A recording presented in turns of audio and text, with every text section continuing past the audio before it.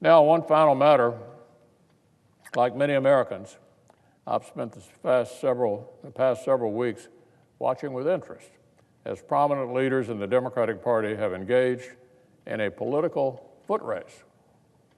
They're sprinting, literally sprinting, as far left as possible, as quickly as possible, trying to outdo one another. The result is that one of our two major political parties has begun embracing one radical, half-baked socialist proposal after another. It's really a sight to see. First came the Democratic Politician Protection Act, a sweeping Washington, D.C. takeover of what Americans can say about politics and how they elect their representatives. Speaker Pelosi and her House colleagues were ready with that from day one in this new Congress. They chose it as their number one ceremonial first bill of the year, H.R. 1.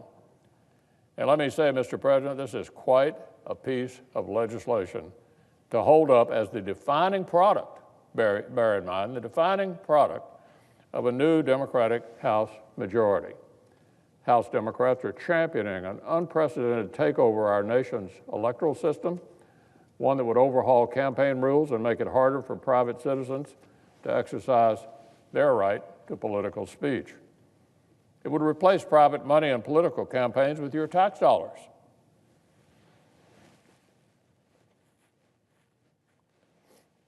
Let me say that again. They'd take your private money contributed to a candidate of your choice out of the political process and replace that with your tax dollars.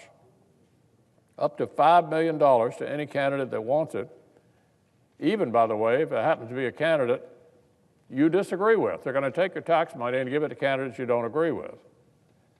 And swing the partisan balance of the Federal Election Commission, which has the final say in election regulations. It all comes under the guise of, you guessed it, this is about restoring democracy.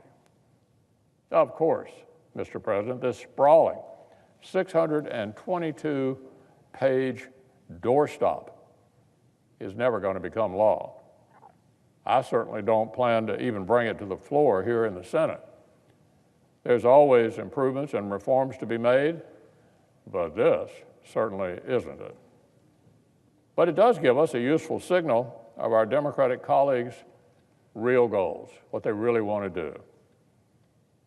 Democrats look out over the landscape of America today, and everywhere they look, they see opportunity to seize money and power from American families and communities and pile it up in their own hands, you guessed it, right here in Washington. Taxing more, spending more, and Washington seizing more power away from the people. That is the Democrats' hammer of choice. And in every part of American life, they see a nail. In every part of American life, they see a nail. Just look at the Green New Deal. From what we understand, the American people can expect a government-mandated overhaul of every four-walled structure in America. A government-mandated overhaul of every four-walled structure in America. If that were not enough, an end to American fossil fuel and energy production from nuclear power plants. Of course, along with all the jobs that make both of those possible. And according to background documents, plans for a government-guaranteed income. Listen to this, a government-guaranteed income for those unwilling to work.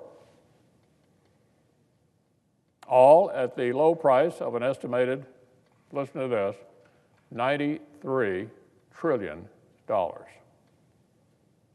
And of course, next came the massive one-size-fits-all government-run health care proposal, Medicare for none. Strips everything from our seniors' Medicare program but the name.